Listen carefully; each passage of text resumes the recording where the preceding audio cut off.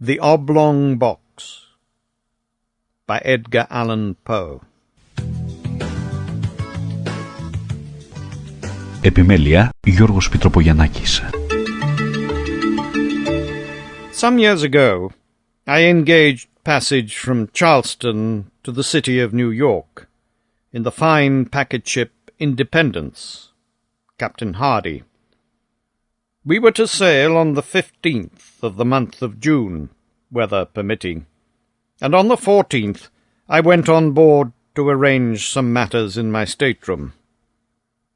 I found that we were to have a great many passengers, including a more than usual number of ladies.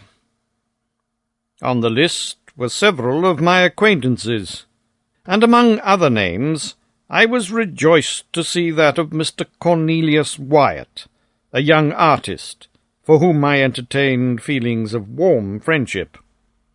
He had been with me a fellow student at university, where we were very much together. He had the ordinary temperament of genius, and was a compound of misanthropy, sensibility, and enthusiasm. To these qualities he united the warmest and truest heart which ever beat in a human bosom. I observed that his name was carded upon 3 staterooms, and upon again referring to the list of passengers, I found that he had engaged passage for himself, wife, and 2 sisters, his own. The staterooms were sufficiently roomy, and each had 2 berths, one above the other. These berths, to be sure, were so exceedingly narrow as to be insufficient for more than one person. Still, I could not comprehend why there were 3 staterooms for these 4 persons. I was, just at that epoch, in one of those moody frames of mind which make a man abnormally inquisitive about trifles, and I confess, with shame, that I busied myself in a variety of ill-bred and preposterous conjectures about this matter of the supernumerary stateroom. It was no business of mine, to be sure, but with none the less pertinacity did I occupy myself in attempts to resolve the enigma. At last I reached a conclusion which wrought in me great wonder why I had not arrived at it before. "Well, it's a servant, of course," I said. "What a fool I am not sooner to have thought of so obvious a solution." And then I again repaired to the list, but here I saw distinctly that no servant was to come with the party, although, in fact, it had been the original design to bring one, for the words "and servant" had been first written and then overscored. "Oh, extra baggage, to be sure," I now said to myself. "Something he wishes not to be put in the hold. Something to be kept under his own eye. Ah, I have it. A painting, or so. And this is what he's been bargaining about with Nicolino, the Italian Jew." Well, this idea satisfied me, and I dismissed my curiosity for the nonce. Wyatt's 2 sisters I knew very well, and most amiable and clever girls they were. His wife he had newly married, and I had never yet seen her. He had often talked about her in my presence, however, and in his usual style of enthusiasm. He described her as of surpassing beauty, wit, and accomplishment. I was, therefore, quite anxious to make her acquaintance. On the day in which I visited the ship, the 14th, Wyatt and party were also to visit it, so the captain informed me, and I waited on board an hour longer than I had designed, in the hope of being presented to the bride. But then an apology came. Mrs. Wyatt was a little indisposed, and would decline coming on board until tomorrow, at the hour of sailing. The morrow having arrived, I was going from my hotel to the wharf, when Captain Hardy met me and said that, owing to circumstances, a stupid but convenient phrase, he rather thought that the Independence would not sail for a day or two, and that when all was ready he would send up and let me know. This I thought strange, for there was a stiff southerly breeze. But as the circumstances were not forthcoming, although I pumped for them with much perseverance, I had nothing to do but to return home and digest my impatience at leisure. I did not receive the expected message from the captain for nearly a week. It came at length, however, and I immediately went on board. The ship was crowded with passengers, and everything was in the bustle attendant upon making sail. Wyatt's party arrived in about 10 minutes after myself. There were the 2 sisters, the bride, and the artist, the latter in one of his customary fits of moody misanthropy. I was too well used to these, however, to pay them any special attention. He did not even introduce me to his wife, this courtesy devolving perforce upon his sister, Marian, a very sweet and intelligent girl, who in a few hurried words made us acquainted. Mrs. Wyatt had been closely veiled, and when she raised her veil in acknowledging my bow, I confess that I was very profoundly astonished. I should have been much more so, however, had not long experience advised me not to trust, with too implicit a reliance, the enthusiastic description of my friend the artist, when indulging in comments upon the loveliness of woman. When beauty was the theme, I well knew with what facility he soared into the regions of the purely ideal. The truth is, I could not help regarding Mrs. Wyatt as a decidedly plain-looking woman. If not positively ugly, she was not, I think, very far from it. She was dressed, however, in exquisite taste, and then I had no doubt that she had captivated my friend's heart by the more enduring graces of the intellect and soul. She said very few words, and passed at once into her stateroom with Mr. Wyatt. My old inquisitiveness now returned. There was no servant, that was a settled point. I looked, therefore, for the extra baggage. After some delay, a cart arrived at the wharf with an oblong pine box, which was everything that seemed to be expected. Immediately upon its arrival, we made sail, and in a short time were safely over the bar and standing out to sea. The box in question was, as I say, oblong. It was about 6 feet in length by 2.5 in breadth. I observed it attentively, and liked to be precise. Now, this shape was peculiar, and no sooner had I seen it than I took credit to myself for the accuracy of my guessing. I had reached the conclusion, it will be remembered, that the extra baggage of my friend, the artist, would prove to be pictures, or at least a picture, for I knew he had been for several weeks in conference with Nicolino, and now here was a box which, from its shape, could possibly contain nothing in the world but a copy of Leonardo's Last Supper, and a copy of this very Last Supper, done by Rubini the Younger at Florence, I had known for some time to be in the possession of Nicolino. This point, therefore, I considered as sufficiently settled. I chuckled excessively when I thought of my acumen. It was the first time I'd ever known Wyatt to keep from me any of his artistical secrets, but here he evidently intended to steal a march upon me, and smuggle a fine picture to New York under my very nose, expecting me to know nothing of the matter. I resolved to quiz him well, now and hereafter. One thing, however, annoyed me not a little. The box did not go into the extra stateroom.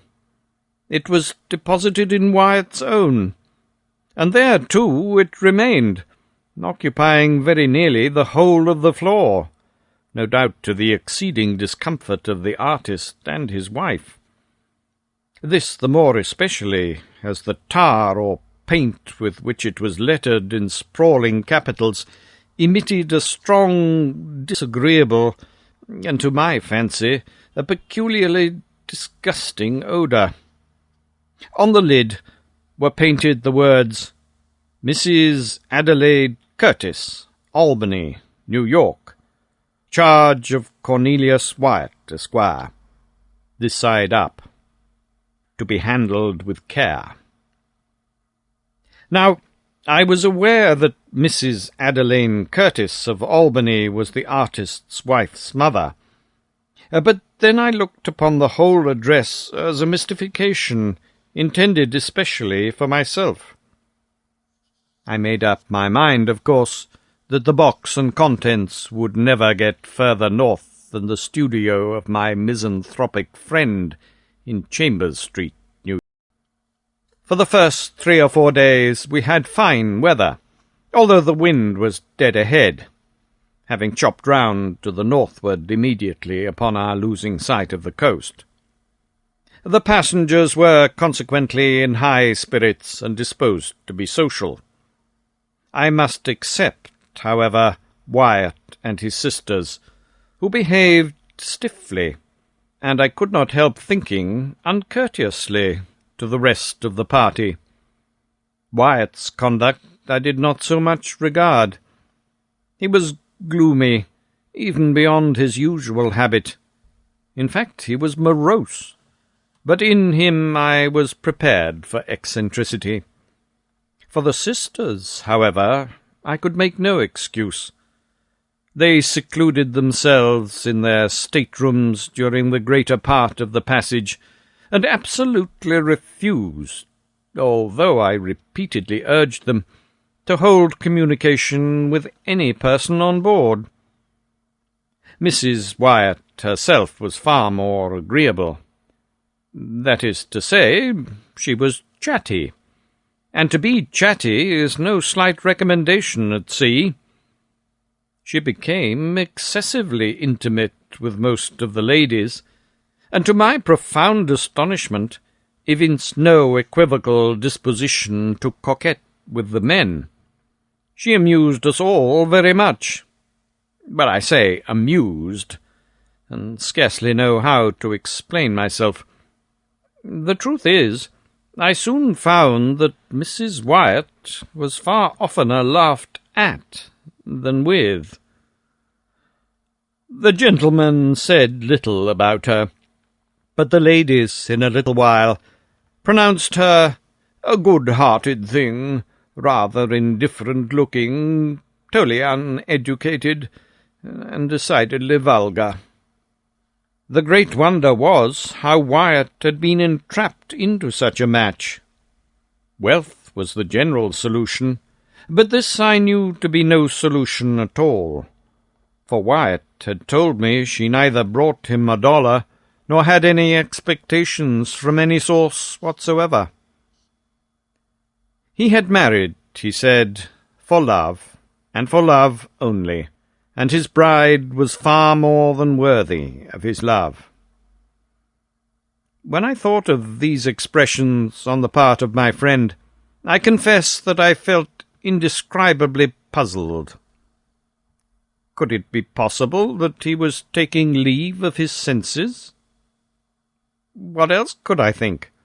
He, so refined, so intellectual, so fastidious, with so exquisite a perception of the faulty, and so keen an appreciation of the beautiful. To be sure, the lady seemed especially fond of him, particularly so in his absence, when she made herself ridiculous by frequent quotations of what had been said to her by her beloved husband, Mr. Wyatt. The word husband seemed forever, to use one of her own delicate expressions, forever on the tip of her tongue.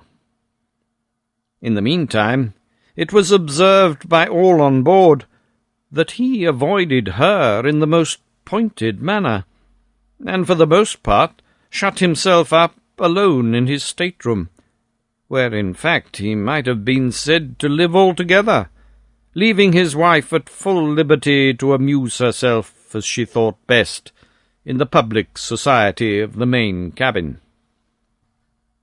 My conclusion, from what I saw and heard, was that the artist, by some unaccountable freak of fate, or perhaps in some fit of enthusiastic and fanciful passion, had been induced to unite himself with a person altogether beneath him, and that the natural result, entire and speedy disgust, had ensued.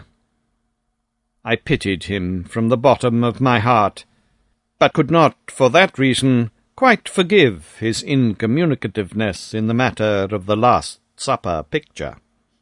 For this I resolved to have my revenge. One day he came upon deck, and taking his arm, as had been my wont, I sauntered with him backwards and forwards. His gloom, however, which I considered quite natural under the circumstances, seemed utterly unabated. He said little, and that moodily, and with evident effort. I ventured a jest or two, and he made a sickening attempt at a smile. Poor fellow!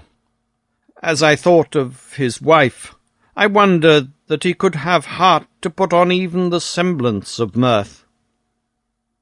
At last I ventured a home thrust. I determined to commence a series of covert insinuations or innuendos about the Oblong Box, just to let him perceive gradually that I was not altogether the butt or victim of his little bit of pleasant mystification. My first observation was by way of opening a masked battery. I said something about the peculiar shape of that box, and as I spoke the words, I smiled knowingly, winked, and touched him gently with my forefinger in the ribs. The manner in which Wyatt received this harmless pleasantry convinced me at once that he was mad. At first he stared at me, as if he found it impossible to comprehend the witticism of my remark. But as its point seemed slowly to make its way into his brain, his eyes in the same proportion seemed protruding from their sockets.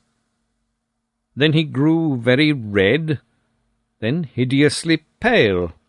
Then, as if highly amused with what I had intimated, he began a loud and boisterous laugh, which, to my astonishment, he kept up with gradually increasing vigour for 10 minutes or more.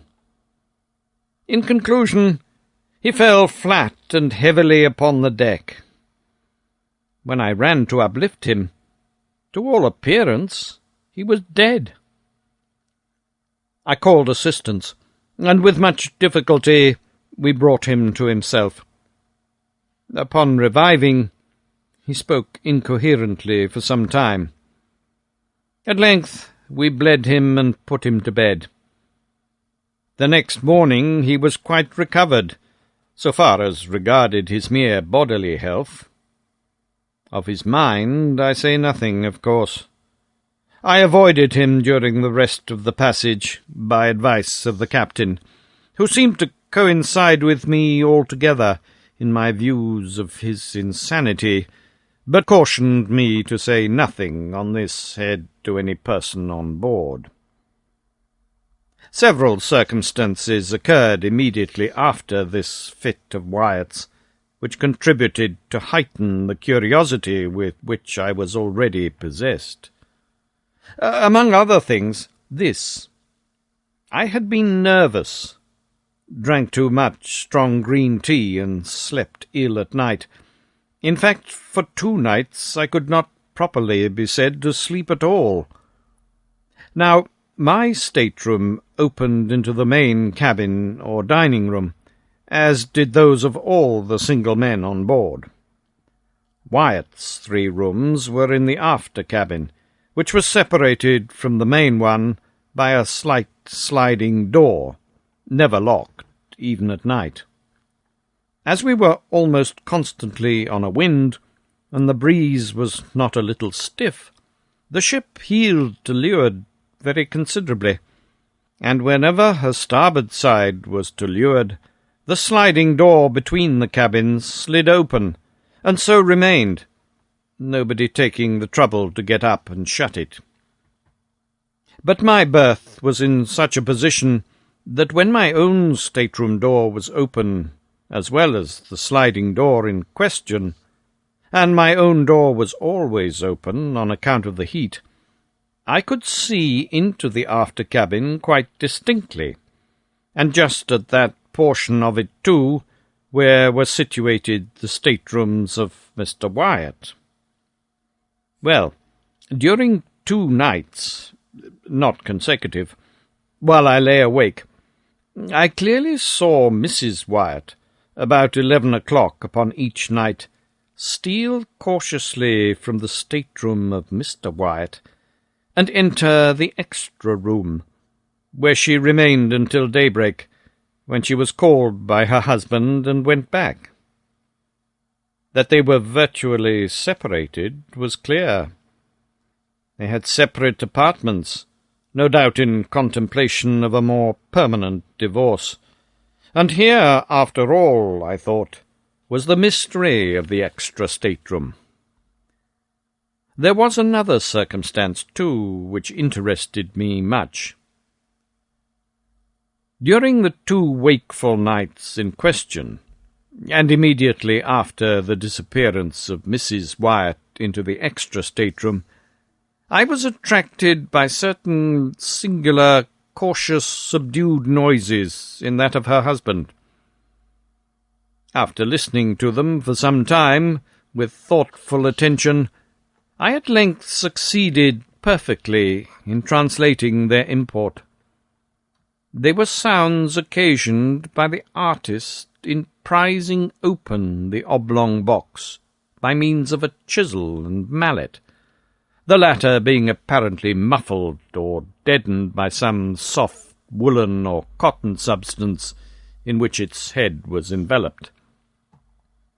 In this manner I fancied I could distinguish the precise moment when he fairly disengaged the lid, also that I could determine when he removed it altogether, and when he deposited it upon the lower berth in his room.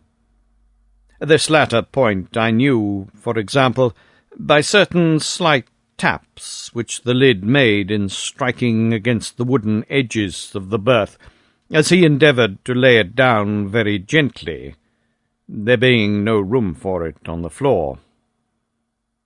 After this, there was a dead stillness, and I heard nothing more, upon either occasion, until nearly daybreak, unless perhaps I may mention a low sobbing or murmuring sound, so very much suppressed as to be nearly inaudible, if indeed the whole of this latter noise were not rather produced by my own imagination.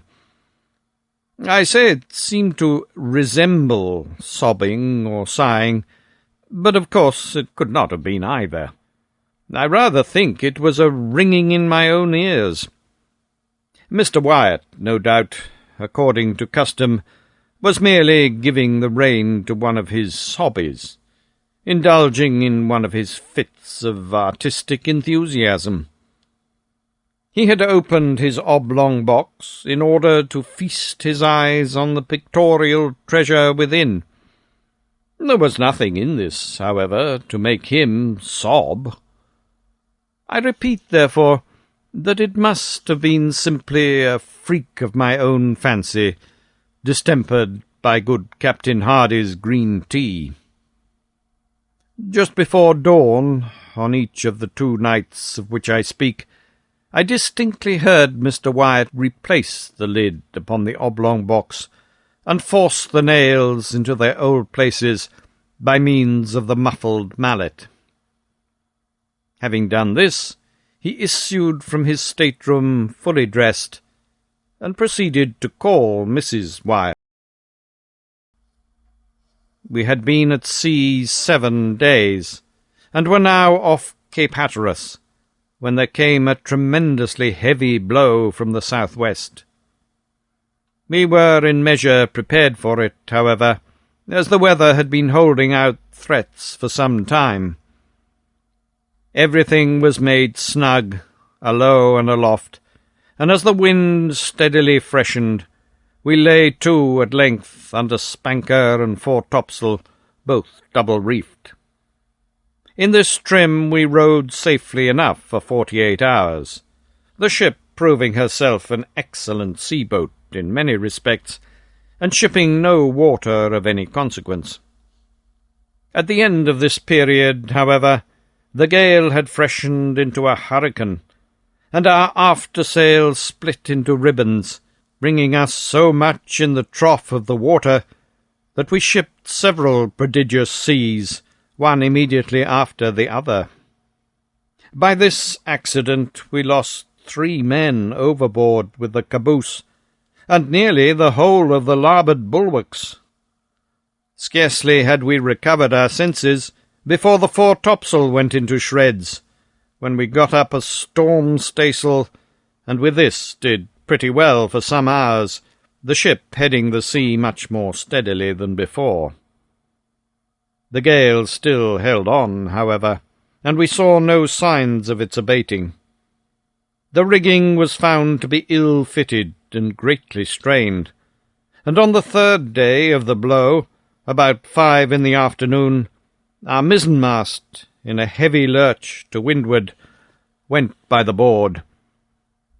For an hour or more we tried in vain to get rid of it, on account of the prodigious rolling of the ship, and before we had succeeded, the carpenter came aft and announced that 4 feet of water was in the hold.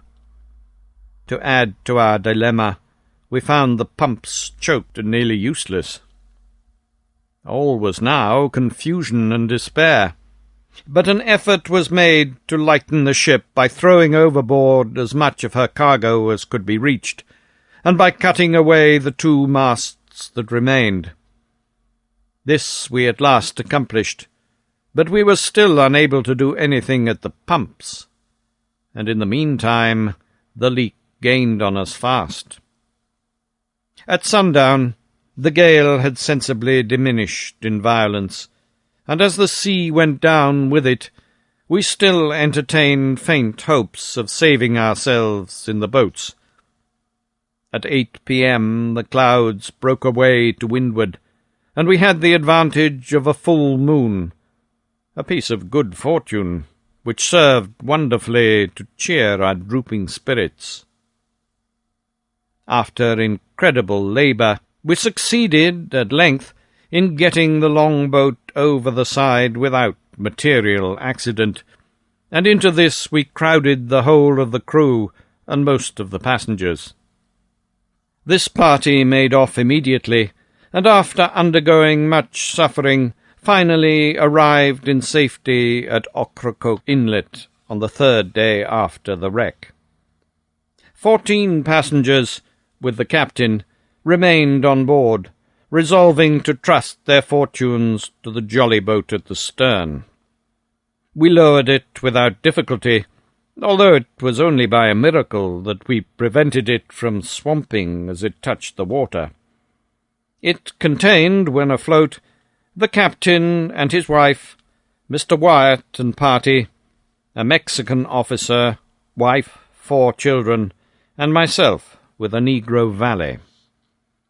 We had no room, of course, for anything except a few positively necessary instruments, some provisions, and the clothes upon our backs. No one had thought of even attempting to save anything more.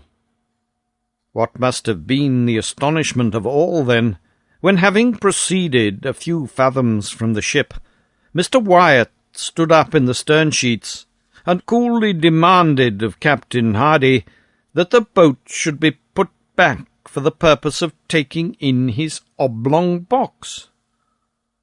"Sit down, Mr. Wyatt," replied the captain, somewhat sternly. "You'll capsize us if you don't sit quite still. Our gunwale is almost in the water now." "The box!"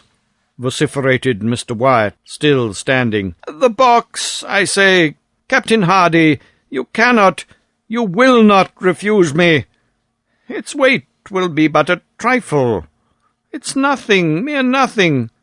Oh, by the mother who bore you, for the love of heaven, by your hope of salvation, I implore you to put back for the box." The captain for a moment seemed touched by the earnest appeal of the artist, but he regained his stern composure, and merely said, "Mr. Wyatt, you're mad. I cannot listen to you. Sit down, I say, or you'll swamp the boat. Stay! Hold him! Seize him! He's about to spring overboard. Oh, there, I knew it. He's over." As the captain said this, Mr. Wyatt, in fact, sprang from the boat, and as we were yet in the lee of the wreck, succeeded, by an almost superhuman exertion, in getting hold of a rope which hung from the forechains. In another moment he was on board, and rushing frantically down to the cabin.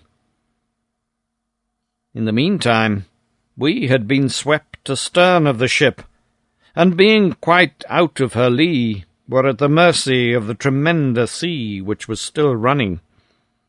We made a determined effort to put back, but our little boat was like a feather in the breath of the tempest.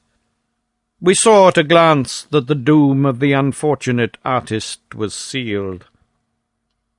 As our distance from the wreck rapidly increased, the madman, for as such only could we regard him, was seen to emerge from the companionway up which, by dint of a strength that appeared gigantic, he dragged bodily the oblong box. While we gazed in the extremity of astonishment, he passed rapidly several turns of a 3-inch rope, first around the box, and then around his body. In another instant, both body and box were in the sea, disappearing suddenly, at once, and for ever. We lingered a while sadly upon our oars, with our eyes riveted upon the spot. At length we pulled away. The silence remained unbroken for an hour. Finally, I hazarded a remark. "Did you observe, Captain, how suddenly they sank? Was not that an exceedingly singular thing? I confess that I entertained some forcible hope of his final deliverance when I saw him lash himself to the box and commit himself to the sea." "They sank as a matter of course," replied the captain, "and that like a shot. Oh, they'll soon rise again, however, but not till the salt melts." "The salt?" I ejaculated. "Huh!" said the captain, pointing to the wife and sisters of the deceased. "We must talk of these things at some more appropriate time." We suffered much, and made a narrow escape, but fortune befriended us as well as our mates in the longboat. We landed, in fine, more dead than alive, after 4 days of intense distress upon the beach opposite Roanoke Island. We remained here a week, were not ill-treated by the wreckers, and at length obtained a passage to New York. About a month after the loss of the Independence, I happened to meet Captain Hardy in Broadway. Our conversation turned, naturally, upon the disaster, and especially upon the sad fate of poor Wyatt. I thus learned the following particulars. The artist had engaged passage for himself, wife, 2 sisters, and a servant. His wife was, indeed, as she had been represented, a most lovely and most accomplished woman. On the morning of the 14th of June, the day in which I first visited the ship, the lady suddenly sickened and died. The young husband was frantic with grief, but circumstances imperatively forbade the deferring his voyage to New York. It was necessary to take to her mother the corpse of his adored wife, and on the other hand, the universal prejudice which would prevent his doing so openly was well known. 9/10 of the passengers would have abandoned the ship rather than take passage with a dead body. In this dilemma, Captain Hardy arranged that the corpse, being first partially embalmed and packed with a large quantity of salt in a box of suitable dimensions, should be conveyed on board as merchandise. Nothing was to be said of the lady's decease, and as it was well understood that Mr. Wyatt had engaged passage for his wife, it became necessary that some person should personate her during the voyage. This the deceased lady's maid was easily prevailed on to do.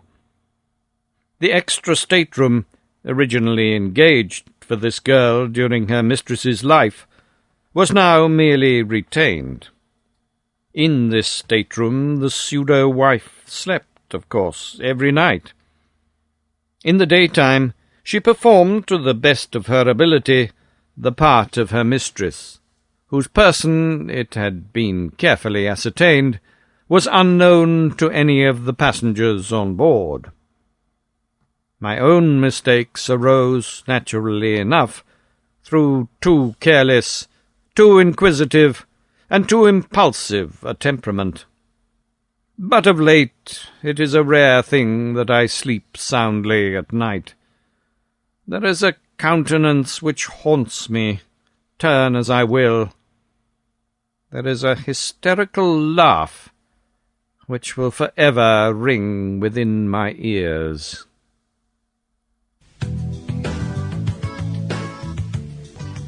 Επιμέλεια Γιώργος Πιτροπογιαννάκης.